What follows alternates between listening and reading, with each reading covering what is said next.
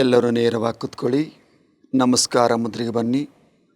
ಎದೆಯ ಮಧ್ಯಭಾಗದಲ್ಲಿ ಎರಡು ಕೈಗಳನ್ನು ಜೋಡಿಸೋಣ. 10 ಬೆರಳ ಸಮೇತವಾಗಿದೆ. ಶೋಲ್ಡರ್ ಲೆವೆಲ್ಗಿರಲಿ. ಶ್ವಾಸ ನಿಶ್ವಾಸ ವಜ್ರಾಸನದಲ್ಲಿ.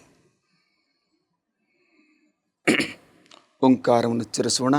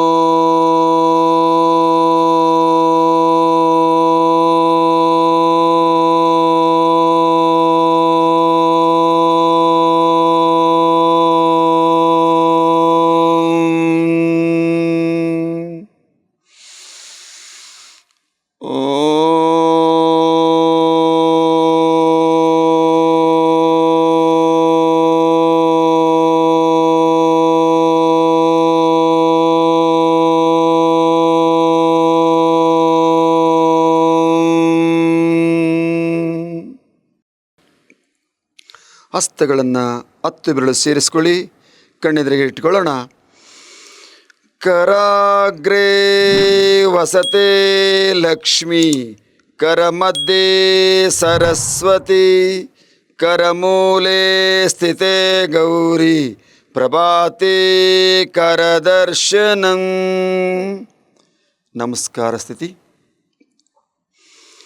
ಸಹನಾ ಭವತು ಸಹನೌ ಭುನಕ್ತು ಸಹ ವೀರ್ಯಂ ಕರವಾವಹೈ ತೇಜಸ್ವಿನಾವಧೀತಮಸ್ತು ಮಾ ವಿದ್ವಿಷಾವಹೈ.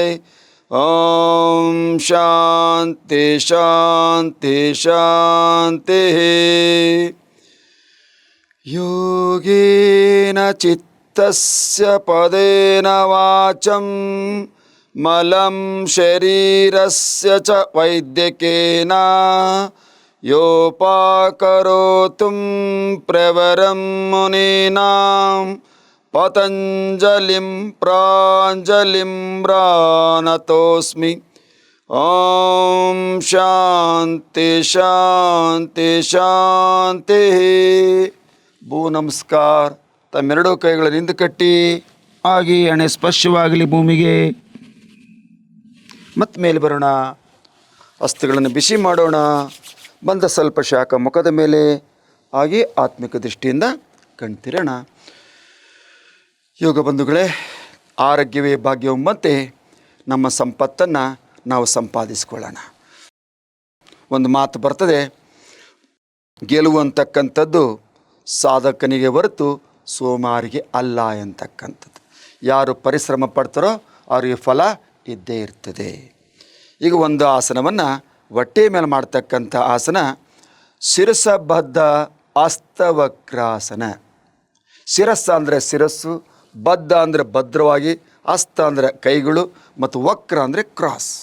ಶಿರಸಬದ್ಧ ಹಸ್ತವಕ್ರಾಸನ ನೋಡೋಣ ಯಾವ ರೀತಿ ಇದೆ ಅಂತಕ್ಕಂಥದ್ದನ್ನು.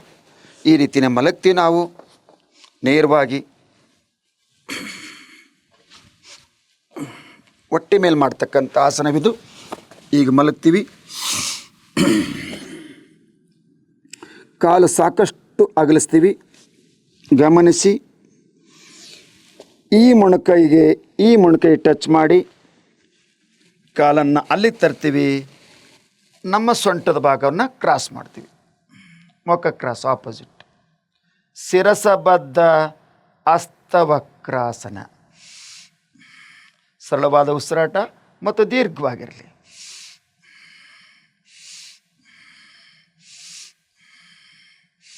ನಾನು 4 ಸುತ್ತು ಮಾಡಿದ್ದೀನಿ ಉಸಿರಾಟ. ತಾವು 8ರಿಂದ 10 ಕೌಂಟ್ ಮಾಡಬೇಕು. ವಾಪಸ್ ಯಥಾಸ್ಥಿತಿಗೆ ಬನ್ನಿ ಹೊಟ್ಟೆ ಮೇಲೆ. ಹಾಗೆ ಮತ್ತೊಂದು ಸೈಡ್ ಮಾಡೋಣ. ಹಾಗೆ ಈ ಕಾಲ ನೋಡಿ ಇಲ್ಲಿ ತನ್ನಿ.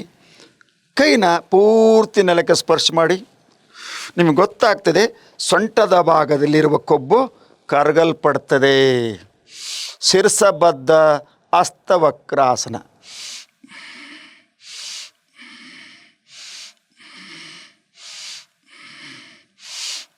ಓಕೆ, ವಾಪಸ್ ಯಥಾಸ್ಥಿತಿಗೆ ಬರೋಣ.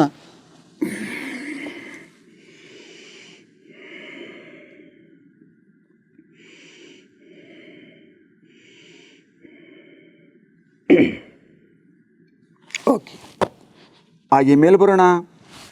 ಭುಜಂಗಾಸನ, ಹಾಗೆ ಶಶಂಕಾಸನ, ಹಾಗೆ ವಜ್ರಾಸನ, ಹಾಗೆ ಮತ್ತೆ ಲಾಕ್ ಮಾಡಿ ನಮಸ್ಕಾರಾಸನ. ಕೈ ಮೇಲೆ ತಗೋಬೋದು ನೋಡಿ. ಮೇಲೆ ಬರೋಣ.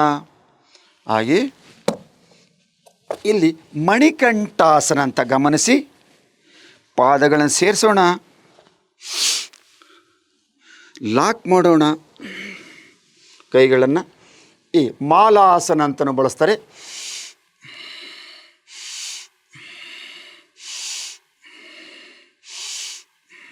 ಓಕೆ, ವಾಪಸ್ ಬರೋಣ. ಒಂದು ಪವನ ಮುಕ್ತಾಸನದಲ್ಲಿ ಭಾಗ 2 ಗಮನಿಸಿ. ಒಂದು ಕಾಲನ್ನು ಫೋಲ್ಡ್ ಮಾಡ್ತೀವಿ. ಇಷ್ಟೇ ಮಾಡ್ತಿದ್ವಿ ನಾವು. ಪವನ ಮುಕ್ತಾಸನ ಅಂದರೆ ಕಾಲನ್ನು ಕೈಯನ್ನು ಲಾಕ್ ಮಾಡಬೇಕು, ಹಿಂದುಗಡೆ ಮುಖ ತಿರುಗಿಸ್ಬೇಕು. ಇದು ಸೊಂಟದ ಭಾಗಕ್ಕೆ, ಬೆನ್ನಿನ ಭಾಗಕ್ಕೆ ಉತ್ತಮವಾದ ಒಂದು ಭಂಗಿ. ವಾಪಸ್ ಇನ್ನೊಂದು ಸೈಡ್. ಕಾಲು ಹಿಂದಿನ ಫೋಲ್ಡ್ ಮಾಡೋಣ. ಅವಾಗ ಈ ಕೈ ಲಾಕ್ ಆಗುತ್ತೆ ನೋಡಿ. ಹಿಂಭಾಗದಿಂದ ಗಮನಿಸಿ ಕ್ರಾಸ್ ಮಾಡ್ತೀನಿ. ಈ ರೀತಿ ಕವರ್ ಆಗಿ ಇಲ್ಲಿ ಲಾಕ್ ಆಗುತ್ತೆ. ಮುಖ ಈಚೆ ತಿರುಗುತ್ತೆ. ಅಥವಾ ನೀನು ಸ್ವಲ್ಪ ಕ್ರಾಸ್ ಮಾಡೋಕ್ಕಂದ್ರೆ ಈ ರೀತಿನ ಕೂತ್ಕೋಬೋದು. ಕೈ ಮಾತ್ರ ಇಲ್ಲಿಂದ ಹೋಗ್ಬೇಕು, ಒಳಗಳಿಂದ. ಅಲ್ಲಿ ಹೊರಗಳಿಂದ ಬರಬೇಕು. ತಿರುಗಿ ಈ ಕಡೆಗೆ ಆಪೋಸಿಟ್ ಡೈರೆಕ್ಷನಲ್ಲಿ.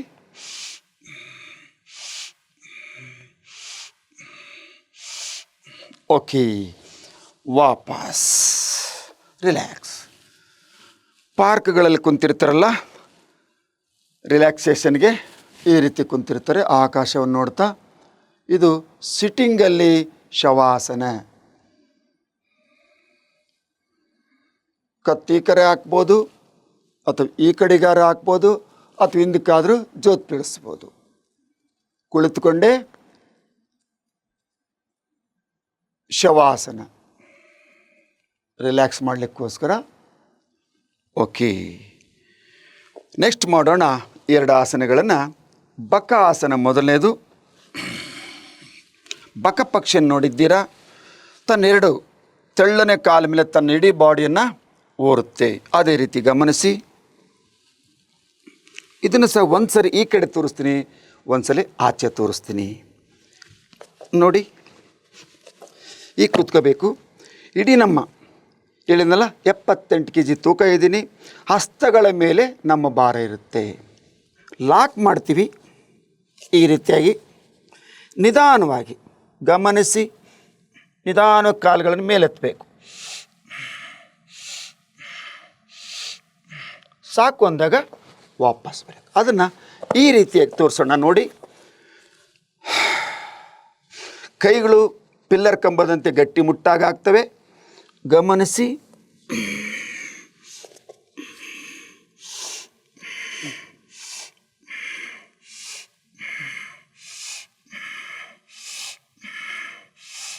ಬಕ ಆಸನ. ವಾಪಸ್ ರಿಲ್ಯಾಕ್ಸೇಷನ್. ಮತ್ತೆ ಸರಳವಾಗಿ ಒಂದು ಸಲ ಕೂತ್ಕೊಳ್ಳಿ. ಇವು ಬ್ಯಾಲೆನ್ಸಿಂಗ್ ಆಸನ. ನಮ್ಮ ಕೈಗಳನ್ನು ಬಲಿಷ್ಠಗೊಳಿಸ್ತಕ್ಕಂಥದ್ದು ಭಂಗಿಗಳು. ಓಕೆ, ಟಿಟ್ಟಿಬಾಸನ ಅಂತ ಒಂದು ಬರ್ತದೆ, ಅದನ್ನೊಂದು ಮಾಡೋಣ. ಈಗಿರ್ತೀವಿ, ನಿಂತ್ಕೊಂಡ್ಬಿಟ್ಟು ಕೂತ್ಕೊಳ್ತೀವಿ. ಬೆಂಡ್ ಹಾಕ್ತೀವಿ. ಮೊದಲು 2 ಕೈಗಳನ್ನು ನೋಡಿ, ಒಂದಸ್ತ ಒಳಮುಖವಾಗಿಡಬೇಕು. ಇಟ್ಟಾದಮೇಲೆ ಸ್ವಲ್ಪ ಕಾಲು ಮುಂದಕ್ಕೆ ಕಳಿಸೋಣ. ಇನ್ನೊಂದು ಸ್ವಲ್ಪ ಮುಂದಕ್ಕೆ ಕಳಿಸೋಣ. ತೊಡೆಗಳಿಗೆ ಟಚ್ ಆಗಿರಲಿ. ನಿಧಾನವಾಗಿ ನಮ್ಮ ರಟ್ಟೆಗಳ ಮೇಲೆ, ತೋಳು ಬಲದ ಮೇಲೆ ತೊಡೆಗಳು ಟಚ್ ಮಾಡಿ ನಮ್ಮೆರಡೂ ಕಾಳುಗಳ ಮೇಲೆ ಎತ್ತೋಣ. ಟಿಟ್ಟಿ ಬಾಸನೆ, ಇದು ಕೈಗಳಿಗೆ ಸ್ಟ್ರೆಂತ್ ಸಿಗ್ತಕ್ಕಂಥದ್ದು, ಎಲ್ಲರೂ ಮಾಡ್ಬೋದು. ವಾಪಸ್ ರಿಲ್ಯಾಕ್ಸ್.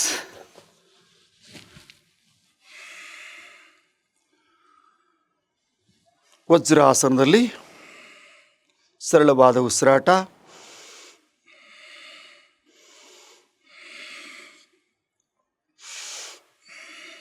ಇದರಲ್ಲಿ ಸೈಡ್ ಮಾಡ್ತಕ್ಕಂಥದ್ದು, ಮಲಿಗೆ ಮಾಡ್ತಕ್ಕಂಥದ್ದು ಅನಂತ ಶಯನಾಸನ. ಗಮನಿಸಿ, ಈಗಿರ್ತೀವಿ. ಶ್ರೀರಂಗಪಟ್ಟಣದಲ್ಲಿ ಶ್ರೀರಂಗನು ಮಲಗಿರ್ತಕ್ಕಂಥದ್ದು. ಇಲ್ಲಿ ಒಂದು ವ್ಯತ್ಯಾಸ, ನಿಧಾನವಾಗಿ ಕಾಲನ್ನು ಮೇಲೆತ್ತಿ ಸ್ಟ್ರೆಚ್ ಮಾಡಬೇಕು, ಮುಂದೆ ನೋಡಬೇಕು.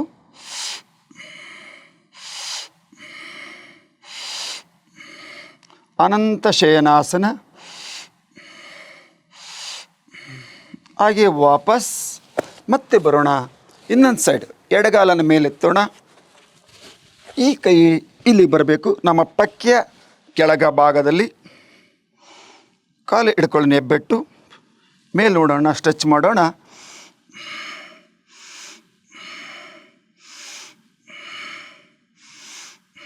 ಸರಳವಾದ ಉಸಿರಾಟ. ಕಾಲು ಎಷ್ಟು ಬೇಕಷ್ಟು ಎಳ್ಕೊಳ್ಳಿ ಹಿಂದಕ್ಕೆ. 8 ರಿಂದ 10 ಕೌಂಟ್ ಉಸಿರಾಡಿ. ನಾನು 4 ರಿಂದ 6 ಮಾತ್ರ ಉಸಿರಾಡಿದ್ದೀನಿ. Okay, relax. ವಾಪಸ್ ಇಲ್ಲಿ ಅದರಲ್ಲೇ ವಾರ್ಮ್ ಅಪ್ ಮಾಡ್ಬೋದು ನೋಡಿ. ಈ ಕಡೆ ಮಾಡಿ ತೋರಿಸ್ತೀನಿ, ಆಮೇಲೆ ಆ ಕಡೆ ಮಾಡೋಣ. ಕಾಲುಗಳ ಜಡತ್ವ ಹೋಗ್ಲಿಕ್ಕೋಸ್ಕರ ಹೀಗೆ ಇರ್ತೀವಿ. 1 2 3 4 5 6 7 8 9 10. ರಿಲ್ಯಾಕ್ಸ್. ಹಾಗೆ ಮತ್ತೆ ಬರ್ತೀವಿ ನಾವು, ಈ ಚಿತ್ತಿರ್ತೀವಿ, ಹೀಗೆ ಮಲಗ್ತೀವಿ. ಸೇಮ್ ಪ್ರೊಸೆಸ್ಸೇ, ಲೆಗ್ ಚೇಂಜ್ ಆಗಿದೆ ಅಷ್ಟೇ. 1 2 3 4 5 6 7 8 9 10. ರಿಲ್ಯಾಕ್ಸ್. ಮತ್ತೆ ಹೊಟ್ಟೆ ಮೇಲೆ ಹೋಗ್ತೀವಿ.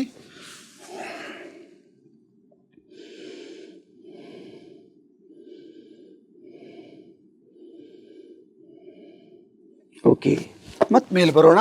ಭುಜಂಗಾಸನ ಮತ್ತು ಶಶಂಕಾಸನ. ಯಾಕೆ ಕೊಳ್ತಿದ್ವು ಅದೇ ಸ್ಥಿತಿ ಬರೋಣ.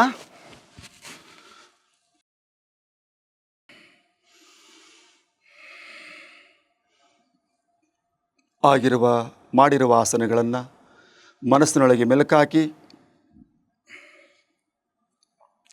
ನಿರಂತರವಾಗಿ 1 ದಿನಕ್ಕೆ 1 ಗಂಟೆ ಅಂತ